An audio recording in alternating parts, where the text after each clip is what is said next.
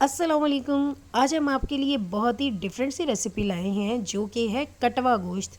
जैसा कि इसका नाम ही बहुत अलग सा है, ये अटक की बहुत फेमस डिश है। ये बीफ से भी बनाई जा सकती है और मटन से भी। ये बहुत मज़ेदार बनती है, तो मैं आपको इसके सारे स्टेप बताऊंगी। आप वीडियो को बिल्कुल भी मिस ना कीजिएगा और एंड तक देखिएगा, तो आप भी बनाएंगे बहुत ही मज़ेदार कटवा गोश्त। वैसे तो ये डिश जो है बनती है मट्टी के बर्तन में, मट्टी की हांडी ले लें या मट्टी की कढ़ाई ले लें, लेकिन मैं आज आपको बनाना सिखाऊंगी एक पतीले में कि किस तरह हम पतीले में भी मज़ेदार सा कटवा गोश्त बना सकते हैं। आपको मेरी ये रेसिपी अगर अच्छी लगे तो अपने फ्रेंड्स और फैमिली के साथ ज़रूर शेयर कीजिएगा, और चैनल को अगर अभी तक सब्सक्राइब नहीं किया तो कर दीजिएगा। तो चले फिर हम बनाना शुरू करते हैं बहुत ही मज़ेदार और कम इंग्रेडिएंट्स वाली रेसिपी कटवा गोश्त। तो मैं बना रही हूँ बीफ के साथ। तो बीफ लिया है मैंने 1.5 किलो। गोश्त लेते वक्त आपने इसमें दो चीज़ों का ख्याल रखना है। एक तो आपने लेना है हड्डी वाला गोश्त, ये देखिए इस तरह से, और दूसरा गोश्त के साथ थोड़ा सा फ़ैट भी होना चाहिए। तो ये देखिए ये थोड़ा सा फ़ैट लगा हुआ है। ये क्यों लेना है इस तरह, वो मैं अभी आपको आगे जाके बताऊंगी कि फ़ैट वाला गोश्त क्यों लेना है। अब इसमें हम डाल देंगे 2 बड़े साइज़ के प्याज। इनको बड़े साइज़ में ही काट के डाल देंगे, थोड़ी देर में ये गल जाएंगे, इसलिए ज़रूरी नहीं कि चॉप करें। 4 टमाटर ले लिए हैं, टमाटरों की स्किन रिमूव कर दी है और वो भी काट के डाल दिए हैं। और इसमें मैं डाल रही हूँ 2 बड़े चम्मच लहसुन अदरक का पेस्ट।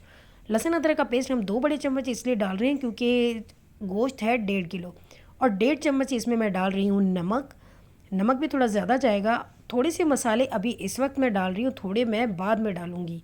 और आधा चम्मच मैंने हल्दी डाल दी है, और इसमें मैं डाल दूँगी 1 चम्मच धनिया पाउडर।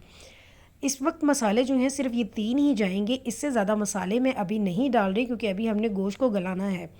और इसमें पानी 2 गिलास डाल दूँगी मैं।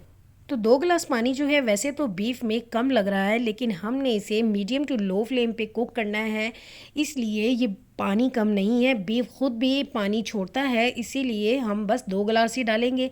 लेकिन अगर आप मटन में बना रहे हो तो आप 1 से 1.5 गिलास डाल दीजिएगा। और बीच में जब आपने चेक करना है और पानी खुश्क हो जाए लेकिन गोश्त अभी तक नहीं गला हो, तो आप थोड़ा सा पानी ज़्यादा भी डाल सकते हैं।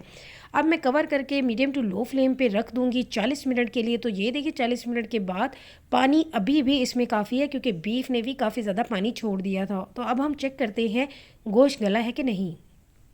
तो गोश्त बहुत अच्छी तरह से गल चुका है, लेकिन पानी अभी भी इसमें है। तो हम क्या करेंगे, ये पानी निकाल लेंगे।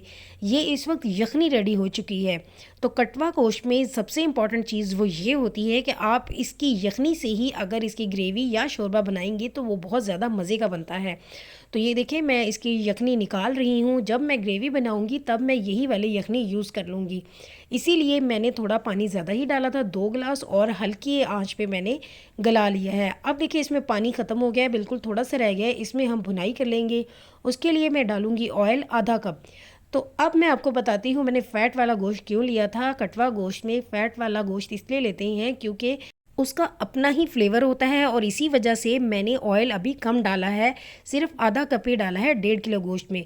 बाकी फ़ैट से भी वो थोड़ी सी चिकनाई इसमें आ गई है। और इसमें मैंने डाल दिया है 1 चम्मच ज़ीरा पाउडर, और इसमें फिर से 1 चम्मच धनिया पाउडर डाला है। और इसमें मैं डाल दूँगी काली मिर्च पिसी हुई, वो भी मैं भुनाई के वक्त डाल रही हूँ 1 चम्मच। और इसके बाद फिर मैं इसमें लाल मिर्चें पिसी हुई भी डाल दूँगी, लेकिन अभी मैं मिक्स करके चेक कर रही हूँ कि सारा जो है वो कितना इसमें पानी है। अगर पानी ज़्यादा है तो मैं मज़ीद पानी निकाल लूँ। और यहाँ पे अहम बात जो मैं आपको बताऊँगी वो ये कि मैंने जब गोश्त को गलाना था तो उस वक्त पिसी हुई लाल मिर्चें नहीं डाली। कभी भी आपने गोश्त गलाना हो तो पिसी हुई लाल मिर्चें ना डालें अगर आपने यखनी निकालनी हो तो, क्योंकि अगर यखनी निकालनी हो और उसमें हम पिसी हुई लाल मिर्चें डाल देंगे तो जब हम वो यखनी ग्रेवी बनाने के लिए यूज़ करते हैं तो वो कच्ची मिर्चें उसमें रह जाती हैं और वो गले में लगती हैं। लेकिन हमने अगर यखनी ना निकालनी हो फिर आप पिसी हुई लाल मिर्चें शुरू में भी डाल सकते हैं और सारा पानी उसका ड्राई कर लेते हैं जब आप भुनाई करते हैं। तो अभी हम इसकी बुनाई करें तो ये देखें कितना अच्छा ज़बरदस्त सा कलर आ गया है, और इसमें जो थोड़ा सा भी पानी है वो भी हम ड्राई कर रहे हैं। मैं इसलिए मज़ीद वेट कर रही हूँ जब तक कि ये पानी ड्राई हो जाए और गोश्त अच्छी तरह से हम भून लें, क्योंकि भुनाई जो है वो किसी भी रेसिपी में बहुत ही ज़बरदस्त होती है। अगर भुनाई अच्छी ना की जाए तो मसाले जो वो हैं अच्छी तरह भुने नहीं जाते और वो गले को लगते हैं, जो कि अच्छे नहीं लगते। तो यहाँ देखिए पानी बिल्कुल ड्राई हो चुका है, जितना भी मसाला था वो सारा गोश्त के साथ लग गया है। तो यही पहचान होती है कि गोश्त की अच्छी तरह से भुनाई हो चुकी है। और ऑयल को भी अगर आप देखेंगे तो साइडों पे आपको हल्का सा वो सेपरेट होता नज़र आ रहा है। मसाला जो है वो लग गया है और ऑयल सेपरेट हो गया है। तो अब मैं वही यखनी डाल रही हूँ जो मैंने निकाल के रखी थी ग्रेवी बनाने के लिए।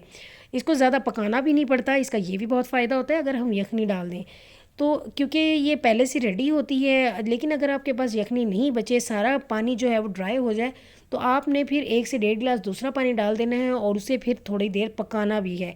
लेकिन यखनी चूँकि पकी हुई थी इसलिए मुझे ज़्यादा देर नहीं पकाना पड़ा। और बिल्कुल एंड में मैंने डाल दिया है गरम मसाला और थोड़ी सी हरी मिर्ची। इसमें हरा धनिया भी नहीं जाएगा, बस हम इसे मिक्स करेंगे और इसके बाद फिर मैं सर्व कर दूँगी। पहले इसे हम रखेंगे दम पे थोड़ी देर के लिए, 5 मिनट के लिए, ताकि जितना भी ऑयल है वो ऊपर आ जाए। तो ये देखिए ऑयल सारा ऊपर आ गया है। अब हम इसे सर्व कर देंगे। तो मैं अब आपको दिखाती हूँ कि कितना मज़े का बना है कटवा गोश्त। और इसकी ग्रेवी इसी तरह रखते हैं, शोरबा नहीं होता, इसमें थोड़ी सी ग्रेवी होती है, बिल्कुल ड्राई भी नहीं होता। अब ये आपकी अपनी भी चॉइस है, आपको इससे ज़्यादा ग्रेवी रखनी हो तो थोड़ा सा पानी और डाल लें, लेकिन कटवा गोश्त में बस इतनी ही ग्रेवी अच्छी लगती है। तो आप ये मेरी रेसिपी ज़रूर ट्राई कीजिएगा और फीडबैक दीजिएगा कि आपको ये रेसिपी कैसी लगी, क्योंकि हमें हमेशा ही इंतज़ार रहता है कि ऐसी रेसिपीज़ हों जो कि झटपट बन जाएं, मेहनत भी ना करनी पड़े। तो ये भी उनमें से एक ही रेसिपी है और हों भी बहुत ही मज़ेदार। तो ये भी बहुत ही मज़े की रेसिपी है और जल्दी से बन जाती है। तो चलिए जी, फिर मिलेंगे हम एक और नई रेसिपी में। अल्लाह हाफिज़।